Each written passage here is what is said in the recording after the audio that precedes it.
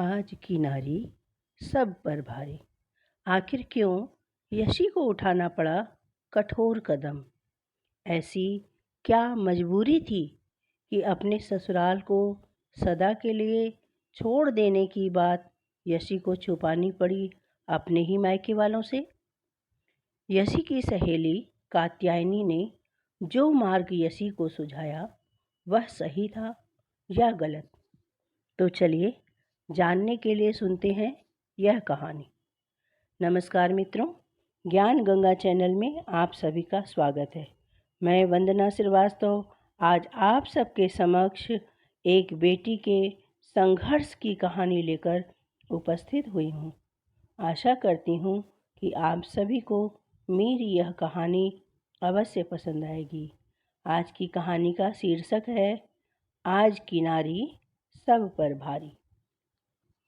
मित्रों, आप सबको किस तरह की कहानियाँ सुनना पसंद है, कृपया कमेंट करके ज़रूर बताएं और मेरे चैनल को सब्सक्राइब अवश्य करें। तो चलिए शुरू करती हूँ आज की कहानी।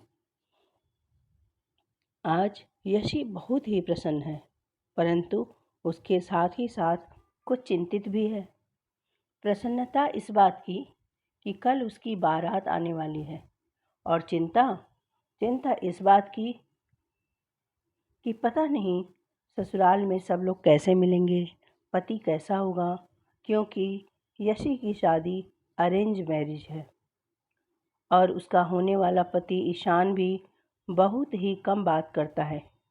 यशी शादी से पहले ईशान से मिलने की बहुत कोशिश करने के बाद भी ईशान से केवल एक ही बार उसकी मुलाकात हो पाई थी।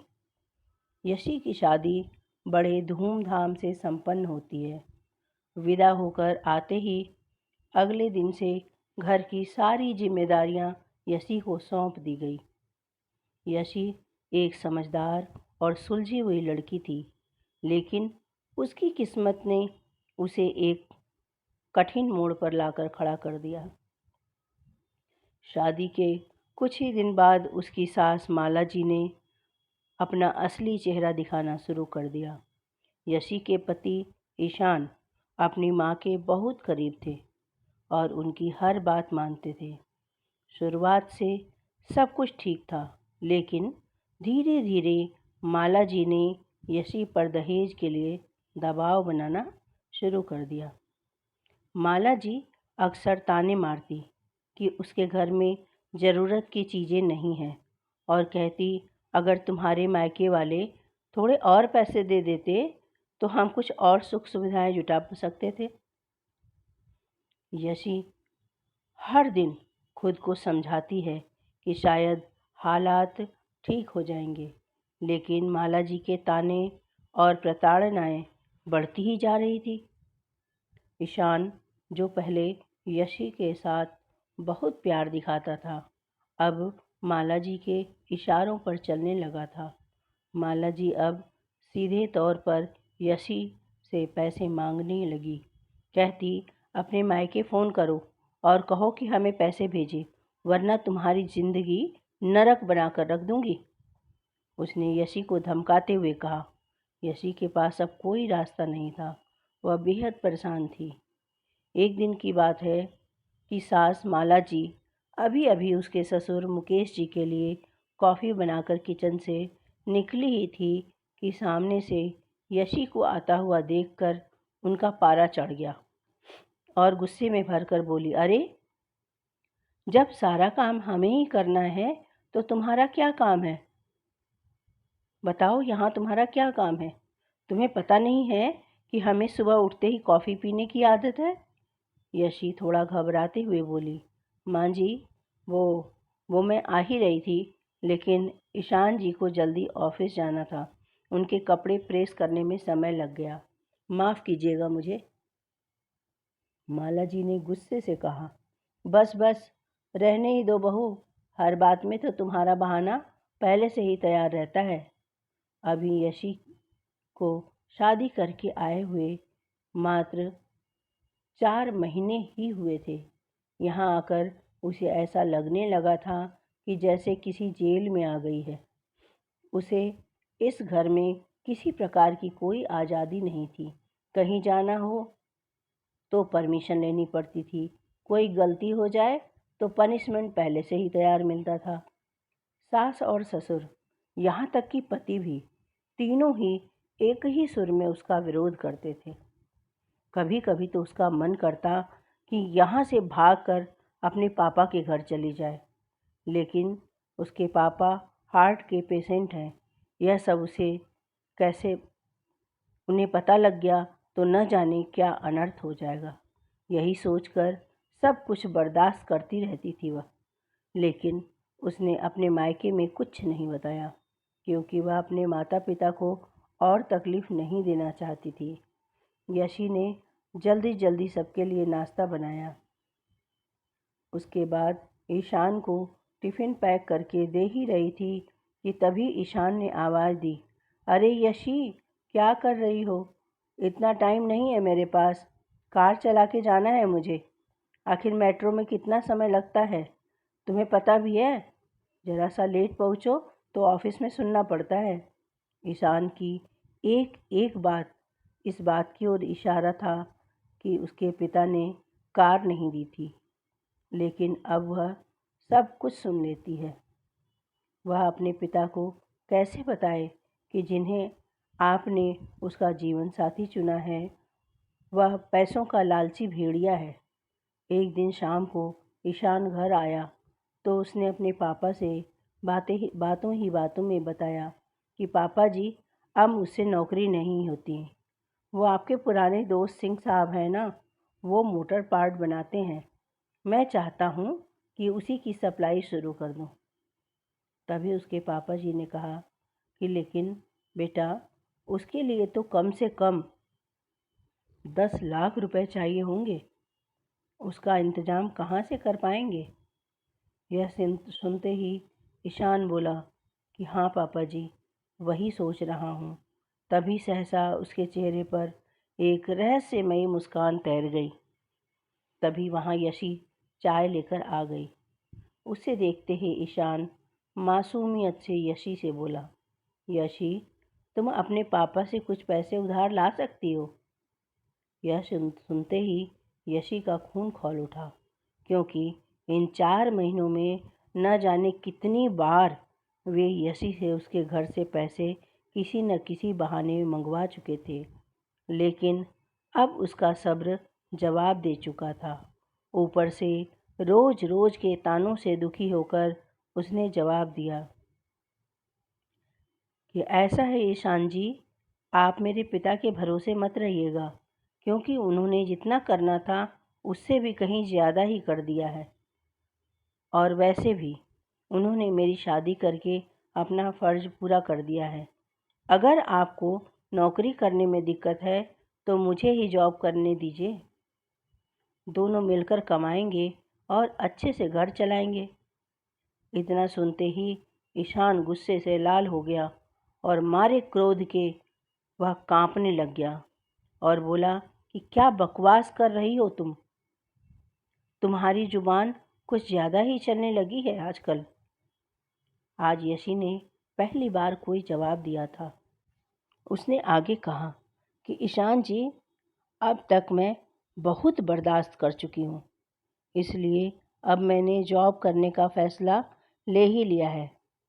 इसमें आप लोगों की मर्ज़ी हो और चाहे ना हो, मैं अपने माता पिताजी को और परेशान नहीं कर सकती।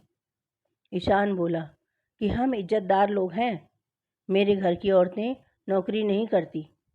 यशी ने कहा, हाँ जी, आप बिल्कुल ठीक कह रहे हैं, आप नौकरी नहीं कर सकती, पर शादी के बाद बार बार वे अपने पिता के पास जाकर ससुराल वालों के लिए पैसे मांग सकती हैं। अरे मैं कहती हूँ, तब कहाँ जाती है आपके घर की इज्जत? ईशान ने कहा, वाह, अब नौकरी करेंगी? ऐसा है, हमारे घर में ये सब नहीं होता। अगर तुम्हें जॉब करनी है तो अपने बाप के घर चली जाओ, वहीं से करना नौकरी, समझी? यशी ने कहा, यह तो मुझे पहले ही पता था कि आप यही कहेंगे, इसीलिए मैंने वकील से भी बात कर ली है और जल्दी ही मैं आपसे तलाक भी ले लूँगी। यह सुनकर तो ईशान और उसके पिता दोनों के हाथ पांव फूल गए। तभी वहाँ माला जी भी आ गईं। उन्होंने आग में घी डालते हुए कहा, देख लिया बहू को सिर पर चढ़ाने का नतीजा। ऐसा करो, इस कलंकिनी को अभी का अभी घर से बाहर निकाल फेंको। यशी एक पढ़ी लिखी आधुनिक लड़की थी। वह अपना बचाव करना अच्छे से जानती थी। उसने कहा, तो ठीक है माँ जी, मैं अभी पुलिस को फ़ोन कर देती हूँ। आप मेरा सारा सामान और दहेज वापस कर दीजिए। और हाँ, इन 4 महीनों में जो भी रुपए मेरे पिताजी ने आप लोगों को दिए हैं वह भी वापस कर दीजिए। अगर ऐसा नहीं किया तो हर महीने अपने पति की कमाई का आधा हिस्सा मैं कोर्ट से ले लूँगी। इस मकान में भी मेरा आधा हिस्सा है।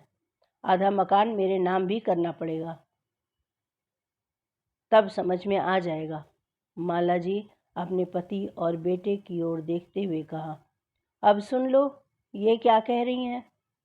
तभी मुकेश जी ने कहा, बेटी ऐसी बातें क्यों कर रही हो? आज के बाद हम तुमसे कभी कुछ नहीं कहेंगे। तू अपने कमरे में जा। यशी बोली, नहीं पापा जी, बहुत बर्दाश्त कर चुकी हूँ मैं, अब और नहीं, बस बहुत हुआ। अभी तक मैं अपने माता पिता के दिए हुए संस्कारों के कारण ही चुप रही थी। मुझसे ये दिन भर के ताने बर्दाश्त नहीं होते। आप लोग इतने लालची होंगे ये मैंने कभी सपने में भी नहीं सोचा था। तभी माला जी ने कहा, ऐसा करो, अभी इसके बाप को फ़ोन करके बुलाओ। इसके मुंह लगने से अच्छा है कि उनसे डायरेक्ट ही बात करते हैं। यशी बोली, माँ जी, मेरे पिता हार्ट के पेशेंट हैं। अगर इस बात को सुनकर उन्हें कुछ हो गया तो इसके जिम्मेदार भी आप ही लोग होंगे। ईशान ने कभी यशी का ऐसा रूप देखा ही नहीं था। अब वह थोड़ा नरमी से बोला, यशी, आज तुम्हें क्या हो गया है? आज से पहले तो तुमने कभी ऐसी बात नहीं की। यशी ने कहा, मैं आज तक आपके और मम्मी पापा जी के हर ताने को बर्दाश्त करती रही। 20 लाख रुपए मेरे पापा ने शादी में खर्च किए, फिर भी आपको कार चाहिए, बिजनेस करने के लिए पैसे चाहिए। आप लोगों ने ही तो मजबूर किया है मुझे। यह कहते हुए यशी ने उसी समय अपना सामान पैक किया और घर छोड़ दिया।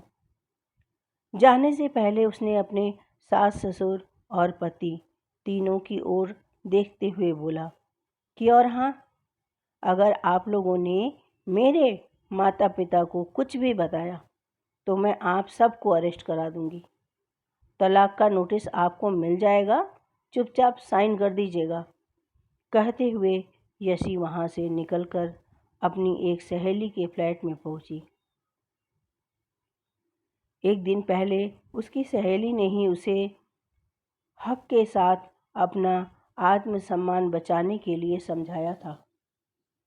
यशी ने कहा कि यार कात्यायनी, मैं आ तो गई हूँ, लेकिन अब आगे क्या होगा? कात्यायनी बोली, यशी, तू चिंता मत कर, मैंने तेरे लिए अपने ऑफिस में बात कर ली है। मेरे ऑफिस में जगह खाली है, तू कल से जॉब करेगी और मेरे साथ ही रहेगी। पर रोज़ रोज़ प्रताड़ित होने से तो अच्छा है कि तू अपने पाँव पर खड़ी हो जाए। 1 महीने तक जॉब करने के बाद यशी एक दिन अपने पापा जी के घर जाती है और उन्हें वह सारी बात बताती है। उसकी बात सुनकर उसके पिताजी कहते हैं, बेटा, इतना सब कुछ तेरे साथ होता रहा पर तूने मुझे कुछ क्यों नहीं बताया? यशी बोली, माँ, पिताजी, आपने तो मेरे लिए बहुत कुछ किया है। अब मैं आपको और परेशान नहीं करना चाहती थी।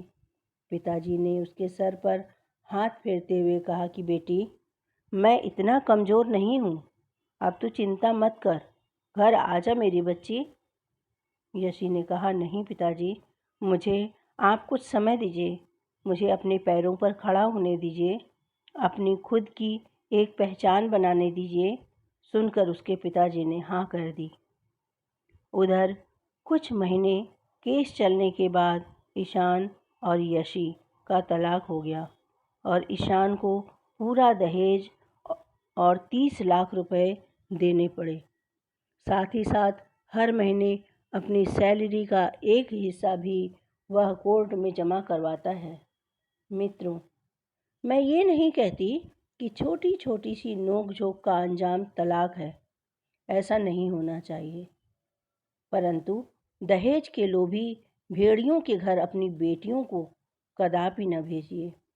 अगर गलती हुई है तो सुधार कीजिए, अपनी बेटियों का साथ दीजिए, उन्हें बचा लीजिए, अपनी बेटियों की ताकत बनिए, कमजोरी नहीं। दोस्तों, आपको क्या लगता है कि यशी ने जो कदम उठाया वह ठीक था या नहीं? उसकी सहेली कात्यायनी ने यशी का साथ देकर क्या उचित किया? कृपया कमेंट करके ज़रूर बताएं और यह भी बताएं कि आप लोग यह कहानी कहाँ से देख रहे हैं और आप लोगों को यह कहानी कैसी लगी। यदि कहानी पसंद आई हो तो चैनल को लाइक और शेयर करें। चैनल पर नए हैं तो चैनल को सब्सक्राइब अवश्य करें। मित्रों, कठिन प्रयासों के द्वारा ये कहानियाँ आप सबके समक्ष प्रस्तुत की जाती है, तो कृपया लाइक, सब्सक्राइब और कमेंट्स अवश्य किया करें, जिससे कि मेरे द्वारा सुनाई गई कहानी आप सबके पास सबसे पहले पहुँचे, जिसे सुनकर आप सबसे पहले आनंद ले सकें। इसी तरह की अच्छी कहानियाँ सुनने के लिए आप हमारे साथ जुड़े रहकर मेरा हौसला बढ़ाते रहिए। और हाँ मित्रों, बेल आइकन ज़रूर हिट कीजिएगा। मेरे द्वारा यह कहानी सुनने के लिए आप सबका बहुत बहुत धन्यवाद। मित्रों, यदि आप सब यह चाहते हैं कि मैं अपनी कहानी के अंत में आप सबका नाम पुकारूं, तो कमेंट्स में अपना और अपनी जगह का नाम, जहां आप रहते हैं उस जगह का नाम अवश्य लिखें। मिलते हैं फिर एक नई कहानी के साथ। तब तक के लिए मुझे आज्ञा दीजिए। धन्यवाद। बाय बाय मित्रों।